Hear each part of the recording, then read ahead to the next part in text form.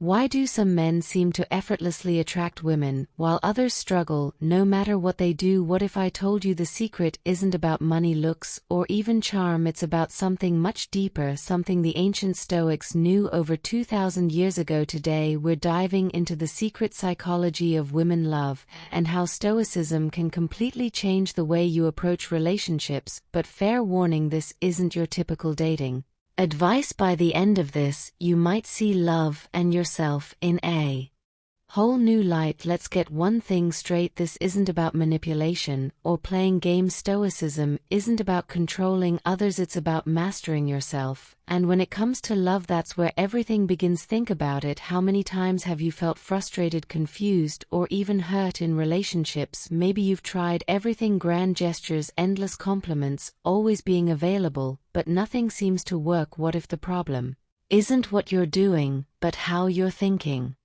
That's where Stoicism comes in. Today we're going to explore how this ancient philosophy can help you understand the psychology of women, build deeper connections, and most importantly, become the kind of person who doesn't just attract love, but sustains it. Ready? Let's go. Here's the hard truth: most men approach relationships from a place of lack. They think, if I can just get her to like me, then I'll be happy. But here's the thing: that mindset is already setting you up for failure. Why? Because it puts all the power outside of yourself. You're relying on someone else to fill a void, to make you feel worthy, to give you validation. And when you do that, you're not coming from a place of strength, you're coming from a place of neediness. And women can sense that. It's not about being alpha or beta or any of those labels. It's about being grounded, confident, and emotionally independent. That's what's truly attractive. But how do you get there? That's the challenge we're tackling today. 1. The dichotomy of control. Let's start with one of the core principles of Stoicism, the dichotomy of control. This is the idea that some things are within your control, and some things aren't. Your thoughts, your actions, your reactions, those are within your control. Other people's thoughts, feelings, and actions, not so much. When it comes to relationships, this is huge. You can't control whether someone likes you or not. You can't control how they feel or what they do, but you can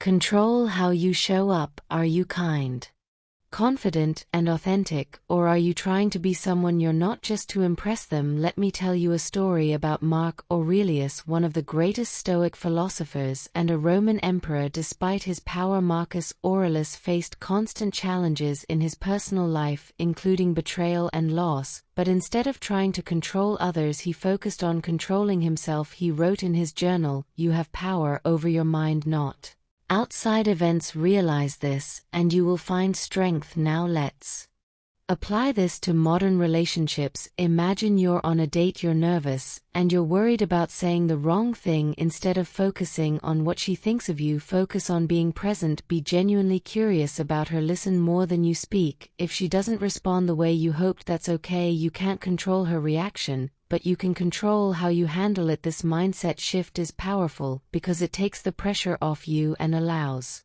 you to be your authentic self. And guess what? Authenticity is incredibly attractive to amor fati, loving what happens next. Up, amor fati. This is the Stoic concept of loving whatever happens, good or bad, in relationships. This means embracing rejection, heartbreak, and even the awkward moments. Why? Because there are all opportunities to learn and grow. Think about it. Every no you get is steering you closer to the right yes, but most men don't see it that way. They take rejection personally, and it destroys their confidence. Let me share a story about Epicus, a Stoic philosopher who was born a slave despite his circumstances. Epictetus taught that we should embrace everything life throws at us, even the hardships. He said, "Do not seek for things to happen the way you want them to, rather wish that what happens the way it happens, then you will be happy." Now let's apply this to dating. Imagine you ask someone out, and they say no. Instead of seeing it as a failure, see it as a direction. Maybe they weren't the right person for you, maybe they're dealing with their own issues. Either way, their no isn't a reflection of your worth, it's just music, information. When you start to see rejection this way, it loses its power over you. You stop fearing it, and that confidence is magnetic. Third virtue As the highest good. Now let's talk about virtue. In Stoicism, virtue is the highest good. It's about living with wisdom, courage, justice, and self-discipline. When it comes to love, this means being the best version of yourself, not for someone else, but for you. Because here's the thing, women aren't looking for a perfect man, they're looking for a man who's striving to be better, someone who's grounded, principled, and has a strong sense of purpose. Take the example of Ko the Younger, a Stoic who was known for his unwavering integrity. Even when faced with immense pressure to compromise his values, Ko stood firm. He didn't do it for fame or recognition, he did it because it was the right thing to do. In relationships, this translates to being a man of your word. If you say you're going to do something, do it. If you make a mistake, own up to it. Women notice these things. They notice when you're consistent, when you treat others with respect, and when you stand by your principles. These qualities are far more attractive than any material possession or superficial trait. Fourth, understanding female psychology. Finally, let's talk about the psychology of women. This isn't about stereotypes or generalizations, it's about understanding human nature. Women, like men, are drawn to certain qualities: confidence, emotional stability, and a sense of purpose. But here's where Stoicism comes in. It teaches you how to cultivate these qualities from within. Let's break it down. Confidence isn't about being loud or arrogant. It's about being comfortable in your own skin. Emotional stability isn't about never feeling emotions, it's about managing them in a healthy way. And a sense of purpose isn't about having all the answers, it's about striving towards something meaningful. Think about Seneca, another Stoic philosopher. He wrote extensively about the importance of self-awareness and emotional mastery. He believed that true strength comes from understanding yourself and aligning your actions with your values. In relationships, this means being clear about what you want and what you stand for. It means being honest about your intentions and treating the other person with respect. When you approach relationships from this place of inner strength, you become someone worth investing in. The power of emotional resilience. Let's talk about emotional resilience, something the Stoics were masters of. In relationships, emotions can run high: jealous, insecurity, fear of rejection. These are all natural, but they can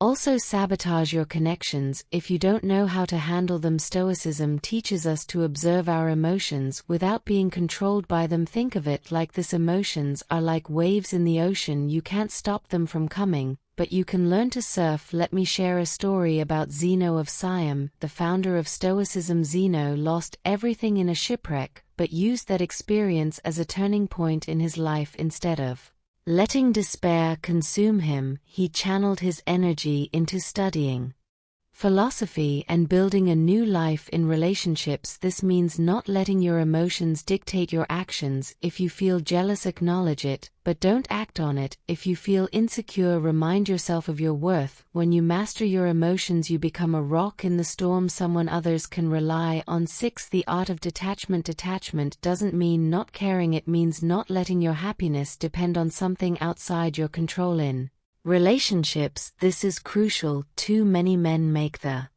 mistake of tying their self-worth to whether someone likes them or not, but Stoicism teaches us to find our worth within ourselves. Take the example of Musonius Rufus, a Stoic teacher, who emphasized the importance of inner freedom. He believed that true happiness comes from within, not from external validation. In relationships, this means being okay with whatever happens. If someone likes you, great; if they don't, that's okay too. Your worth doesn't change either way. When you approach relationships from this place of detachment, you become more confident, more present, and more authentic. 7. The role of communication. Communication is the bridge between two people, and Stoicism has a lot to say about how we use our words. The Stoics believed in speaking with intention, clarity, and honesty. They also believed in listening, truly listening, without letting your ego get in the way. Think about Marcus Aurelius again. He wrote, "When you wake up in the morning, tell yourself, the people I deal with today will be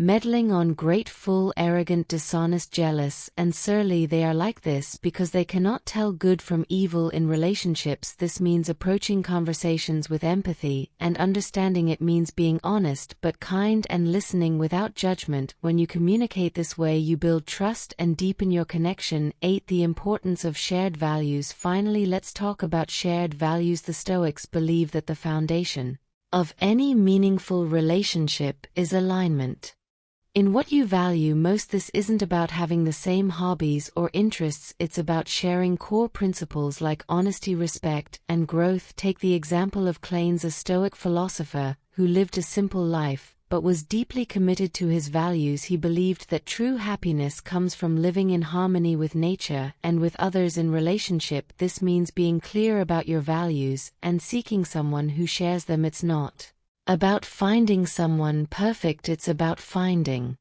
someone who's aligned with what matters most to you. When you build a relationship on this foundation, it becomes unshakable. Here's the truth: love isn't about finding the perfect person, it's about becoming the best version of yourself and finding someone who aligns with your values, your growth, and your purpose. When you approach relationships from this perspective, everything changes. You stop settling for less than you deserve, and you start building connections that are deep, meaningful, and lasting.